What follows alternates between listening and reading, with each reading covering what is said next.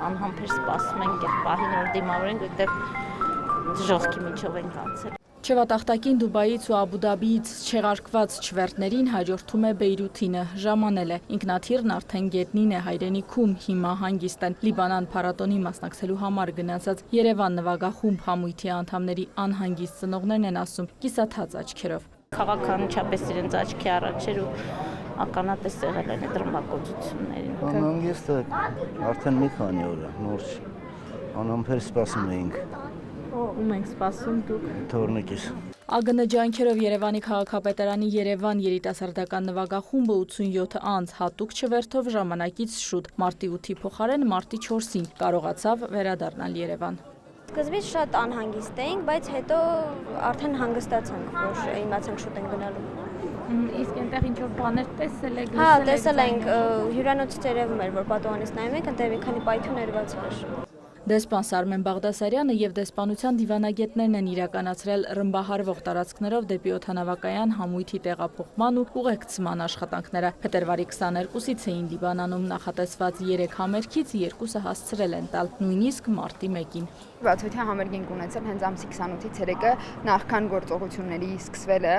ու ամսի 1-ի երեկոյանն ենք համերգ ունեցել, արդեն երբ որ գործողությունները սկսվել էին ամբողջ դահլիճով։ Եվս մեկը ունենալ ենք մարտի 6-ին, որը ցավոք սրտի այս անգամ չստացվեց։ Դեսպանության թեժ գծի միջոցով Լիբանանից այդ պահին մեկնել ցանկացող քաղաքացիները եւս ցուցակագրվել էին այս չվերթին։ Իսկ Աբու Դաբիում, Դուբայում եւ մյուս փակ օդային տարածքներում հայտնված Հայաստանի քաղաքացիները հայրենիք վերադառնալու հնարավորության փնտրտուքների մեջ են։ Որտեղ քանի քաղաքացի ունենք, արտգործնախարարն է կառավարության այդ հարցու պատասխանին մանրամասնում։ Իսրայելում ունենք 15 քաղաքացի, որոնցից 5-ի հետ մշտական կապի մեջ ենք, ուզում են վերադառնալ, Քուվեյթում ունենք 17 քաղաքացի, նրանց հետ կապի մեջ ենք, ուզում են վերադառնալ, առայժմ հնարավոր իրատեսական ուղիներ չկան, բայց բոլորը անվտանգ են, բոլորը նորմալ են, Դոհայում ունենք քաղաքացիներ, առայժմ վերադառնալու հնարավորություն չկա, բայց բոլորը ապահովված են հյուրանոցներով, սնունդով, Դոհայում մնացած քաղաքացիներից 2-ը դեղորայքի կարիք են ունեցել դեսպանության ուրեմն միջոցներով այդ դեղորայքը հասցվել է։ Հնդկաստանում ունենք 117 քաղաքացիներ, որոնք այնտեղ են տուրիստական նպատակներով եւ Sevan Startup Summit-ի ծրագրի շրջանակներում ուղիներ ենք փնտրում նրանց վերադարձնելու։ Շրի Լանկայում ունենք քաղաքացի։ Այս օրերին Օմանից առաջին հատուկ չվերթը Երևան ժամանեց մարտի 3-ին վաղ առավոտյան ԱԳՆ-ից հայտնում են 2 թռիչք արդեն իրականացվել է Հայաստան բերելով Հայաստանի մոտ 110 քաղաքացու, այդ թվում հեռավոր արևելքից Օման եկած 2 քաղաքացու։ Կառավարությունն այս օրերին չվերթների ուղևորներին ավտոբուսով անվճար Աբու Դաբիից եւ Դուբայից դեպի Մասկատի օդանավակայան տեղափոխումն է ապահովում։ Արաբական Միացյալ Էմիրություններում Հայաստանի դեսպանությունը վերջին հայտարարությամբ տեղեկացնում է, վերջին անվճար տեղափոխությունը լինելու է վաղ առավոտ մարտի 5-ի երեկոյան ժամը 21-ին կայանալիք թռիչքի համար Աբու Դաբիից եւ Դուբայից մինչեւ Մասկատի օդանավակայան ճանապարհի տևողությունը մոտ 10-ից 12 ժամ է։ Կառավարությունը մարդկանց տալիս ավտոբուս, վճարում է ավտոբուսի համար եւ ավտոբուսով հասցնում է Դուբայից օրինակ Մասկատ օդանավակայան, որտեղ կառավարությունը նաեւ ստացել է թռիչքի թույլտվություն։ Մնացածը մասնավոր ավիաընկերության հարց է։ Հիմա նայեք, ասում եք գները բան են եղել, բայց օրինակ եկեք նաև հասկանանք, մենք խոսել ենք, բանակցել ենք ավիաընկերությունների հետ, եկեք արձանագրենք, որ այդ նույն սովորական թռիչքով չի, չէ, ճանապարհով չի թռնում ինքնաթիռը, փակ այդ ամբողջ, այսինքն օդանավը Մասկատ Երևան թռիչքի համար այլևս այսպես չի գալիս, չգիտեմ, այսպես է գալիս։ Այդ նշանակում է կրկնակի երարկի ժամանակ օդում, ըստ այդմ նաև ծախսեր եւ այլն։ Օրինակ, եթե հետաքրքիր է մի թռիչքի ինքնարժեքը ինձ ասեցին $170,000 է, եթե դա պայմանական բաժանես,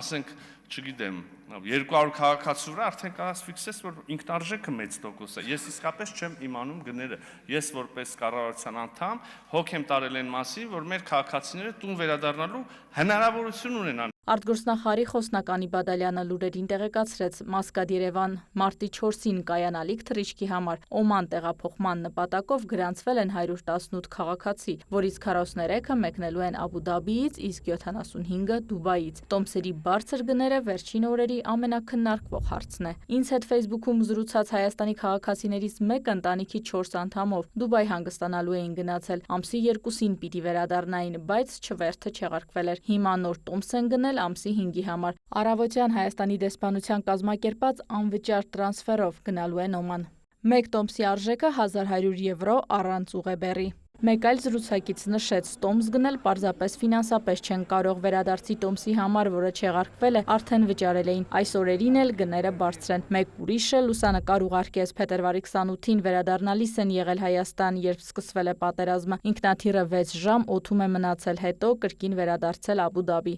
Ավիաընկերությունները կամ տեղի իշխանությունը հյուրանոցներում մնացող մեր քաղաքացիների կեցության ծախսերը հոգում են։ Քննարկումներում ըստ անհրաժեշտության ներգրավված է նաև մեր գլխավոր հյուպատոսությունը։ Կլինեն այլ խմբեր, այլ խավեր, կմտածենք եւ կդիտարկենք բնականաբար նաեւ ֆինանսական այդ բեռը մեր վրա վերցնելու հարցը։ Այսինքն շատ սպეციფიկ է, եթե դուք նկատեցիք, ես քաղաքացի երկիր համարյա գիտեմ որտեղ ով որ քաղաքացին դեղորայքի խնդիր ունի, թե ուզում է վերադառնա, կացության խնդիր ունի եւ այլն։ Արտգործնախարարությունից փոխանցում են Արաբական Միացյալ Էմիրություններում Հայաստանի դեսպանության եւ Դուբայում Հայաստանի գլխավոր հյուպատոսության հետ այս օրերին կապ է հաստատել ընդհանուր Հայաստանի 286 քաղաքացի։ Դեսպանությունները մշտական կապի մեջ են նաեւ Էմիրություններում ապրող եւ սովորող 92 հայ ուսանողների հետ։ Իսկ արտգործնախարարության թեժ գծին փետրվարի 28-ից ի վեր ստացվել է շուրջ 300 զանգ մերձավոր եւ հեռավոր արևելքի երկրներում գտնվող Հայաստանի քաղաքացիներից, ինչպես նաեւ Իրանում հարազատներ ունեցող անձանցից։ Իրանում դեսպանությունը հնարավորության սահմաններում աջակցել է Իրանում գտնվող հարազատների հետ կապին։ Հիմնականում բարձրացվել են Հայաստան վերադարձին, վիզայի, անվտանգության, առողջական վիճակին վերաբերող հարցեր։ Իրինա Մկրտչյան, Դավիթ Մաչկալյան, լուրեր։